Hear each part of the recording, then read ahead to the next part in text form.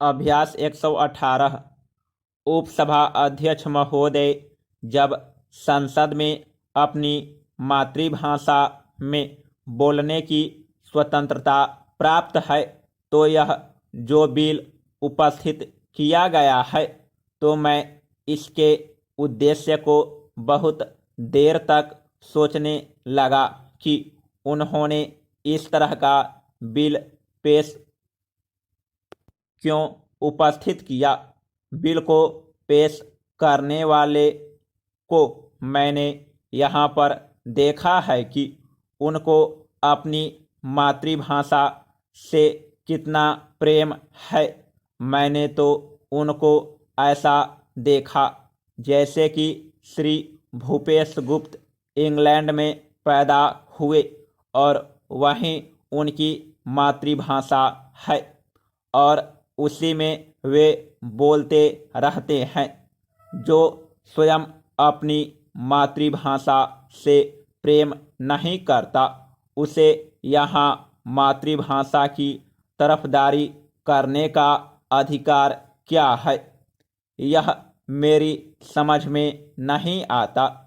यदि उन्होंने इसके माध्यम से केवल क्षेत्रीय भाषाओं को और उसके बोलने वालों के प्रति प्रेम प्रकट किया है, तो मैं इस बिल की कोई आवश्यकता नहीं है और इसके लिए संसदीय संविधान में पहले ही अधिकार प्राप्त है।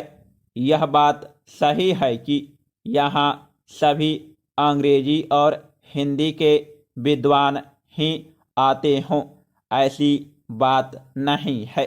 यहाँ पर ऐसे सदस्य भी आते हैं जो अंग्रेजी और हिंदी नहीं जानते और अपनी मातृभाषा में बोलते हैं।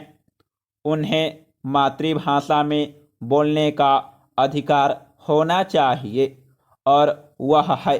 इसलिए इस विधेयक की आवश्यकता क्या पड़ गई, यह मैं बहुत देर तक सोचता रहा।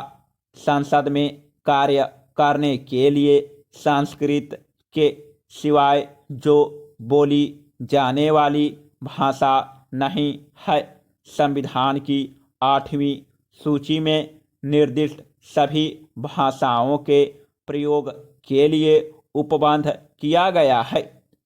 8वीं अनुसूची में उल्लिखित सभी भाषाओं के दर्जे में समानता की सुनिश्चितता कराना तथा संसद के कार्य को लोकप्रिय तथा लोकतांत्रिक दिशा प्रदान कराना आवश्यक है, ऐसा उन्होंने विधेयक के उद्देश्य तथा कारणों में बताया है।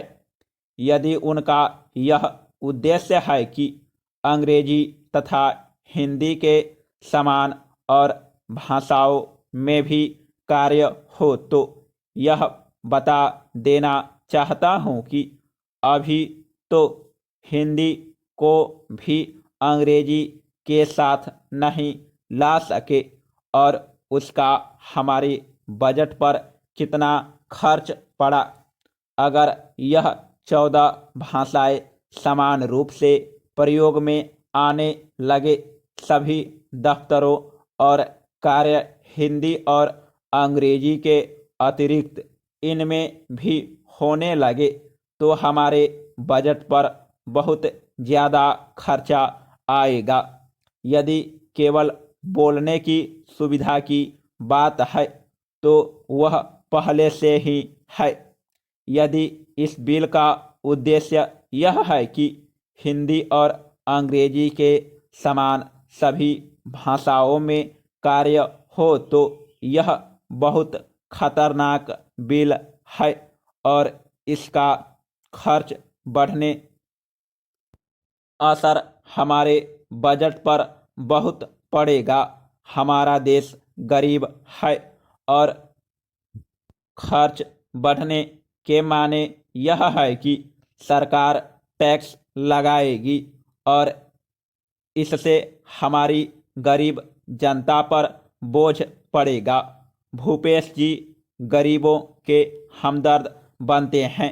उनका कहना तो यह है कि गरीबी की मदद हो, लेकिन यह सब टैक्स गरीबों पर ही पड़ेगा।